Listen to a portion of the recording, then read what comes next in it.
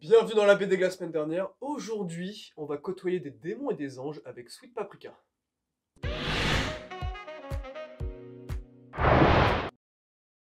Sweet Paprika, mes tendres amis, c'est une bande dessinée de Mirka Andolfo chez les éditions Glénat.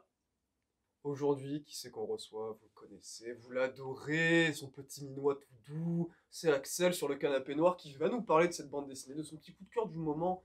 On l'écoute. Sweet Paprika. On suit les aventures de Paprika, elle, là, la petite diablesse, là. Et Paprika, très épanouie dans son taf. Elle est très bien placée dans une très grosse maison d'édition. Elle gère énormément de bondes, beaucoup de pression. Ça doit être la numéro 2 ou 3, en tout cas, de la structure. Très tyrannique au travail.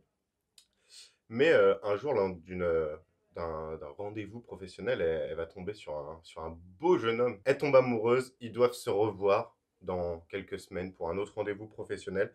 Et en clair, ce qu'on apprend au fur et à mesure, c'est que si Paprika est très épanouie dans sa vie professionnelle, elle ne l'est pas du tout dans sa vie sentimentale. Et du coup, elle va peut-être se servir d'un jeune homme qui a les mœurs légers pour s'entraîner à avoir des relations sexuelles convenables pour essayer de séduire l'homme dont elle est amoureuse, mais comme vous vous en doutez, rien ne va se passer comme prévu. Mais dis donc, cette BD elle a l'air sweet et un peu spicy aussi. Parce que ça parle un peu de. Du coup, j'ai envie d'en savoir plus sur pourquoi t'as kiffé, petit cochon. Paprika, elle essaye de s'émanciper de ses parents, et en fait surtout de son daron en vrai, parce que sa mère est plutôt une alliée dans la bande dessinée. Son père qui a été très tyrannique, il l'a traumatisé sur tout ce qui était question sexuelle, de rester à sa place, d'être très poli, de ne pas déranger le monde et tout. Et en clair, le fantôme du daron est là, est très présent. Et d'ailleurs, il est représenté, elle se l'imagine très souvent, son père de manière diabolique qui surgit notamment au moment de l'orgasme. Un peu flippant.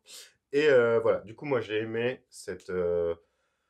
le fait que Paprika se batte pour essayer de mettre de côté ses parents, l'éducation merdique, et de toute façon, tuer ses parents, c'est le but de tous les enfants. Une deuxième chose qui fait que j'ai énormément aimé cette bande dessinée, et cette deuxième chose s'imbrique parfaitement avec la première, c'est le fait que c'est une comédie romantique. Voilà.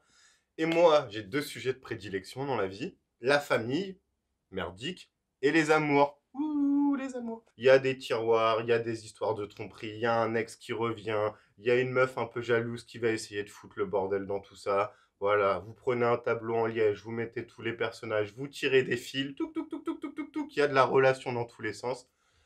C'est trop kiffant. J'ai surkiffé la mise en scène générale de la bande dessinée.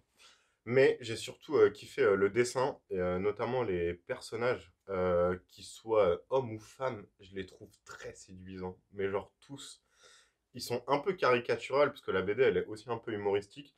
Mais il y a aussi un peu d'érotisme dans cette BD, notamment dans la position de certains persos, ou dans une nudité apparente, ou dans des actes sexuels suggérés, hein. Il n'y a rien de brut, hein. On reste dans l'érotique.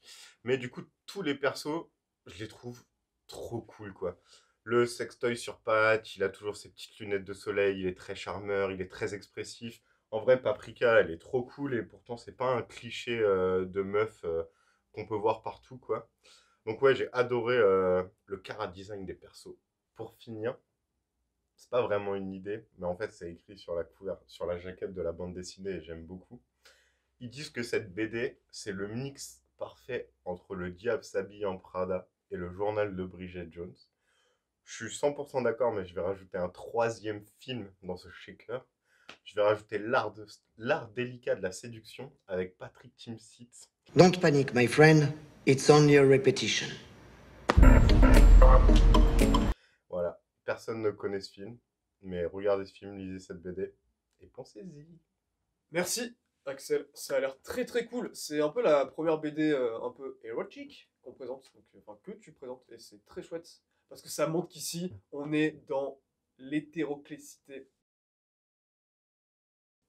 de la bande dessinée. Mais avant que tu partes, mon cher ami, pour poursuivre tes lectures, j'ai une dernière question pour toi, bien sûr. Et ma question, c'est si tu étais une comédie romantique ou un film romantique, lequel serais-tu? Je serais, et même si le titre français est pas ouf ouf, je serais 10 bonnes raisons de te larguer. Sorti en 99. Voilà, on n'a pas fait mieux. Mes chers doudous, déjà merci d'avoir regardé la vidéo, c'était très cool. Sachez que nous rentrons pour les 3 prochaines vidéos dans ce qu'on va appeler l'arc Timothée. Et l'arc Timothée, messieurs, dames, vous allez adorer, parce que nous avons reçu Timothée pour 1 heure de temps, il a un emploi du temps très chargé, et pourtant il nous a présenté 3 coups de cœur de bande dessinée qu'on a hâte de découvrir. Je vous hype parce que je suis hypé aussi. Je vous embrasse tendrement, n'hésitez pas à partager, à vous abonner, tout ci, tout ça, poum poum poum, des bisous, à dans 2 semaines prochaines. Mes amis, IES, bien sûr, on est en 2023 quand même.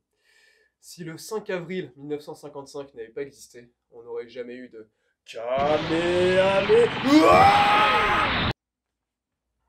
Donc rien que pour ça, on souhaite tout l'amour possible à Toriyama.